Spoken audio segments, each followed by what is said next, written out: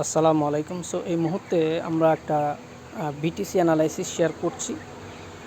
আমরা আশা করছি BTC previous যে হাই 1,24,000 এটা ক্রস করবে, তবে সেটা আজকে ক্রস করবে বিষয়টা এরকম না, এটা নেক্সট উইকে ক্রস করতে পারে। উইকলি চার্ট অ্যানালাইসিস করছি, যেখানে মোমেন্টাম খুবই স্ট্রং। আশা করা যাচ্ছে যে প্রিভিয়াস যে হাই এটা ব্রেক না করলেও প্রিভিয়াস হাইকে টেস্ট করবে।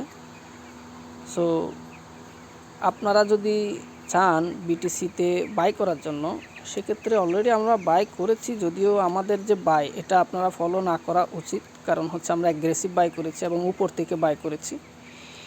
হয়তো মার্কেট একটু নিচে নামতে পারে, ঠিক আছে।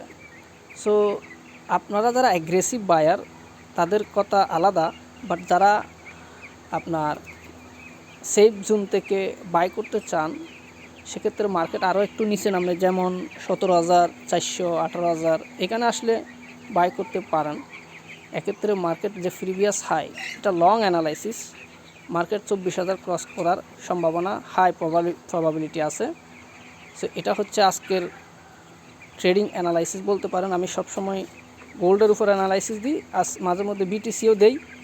সেই মুহূর্তে আমাদের সেট আপ উইকলি চার্টে, যদিও উইকলি চার্টে ট্রেডিং হয় না, উইকলি চার্টে সেটা ইনভেস্টমেন্ট ক্যাটাগরি, কারণ উইকলি চার্টে যদি আপনি ট্রেডিং করতে চান আপনার এসএলটা অনেক লম্বা হবে।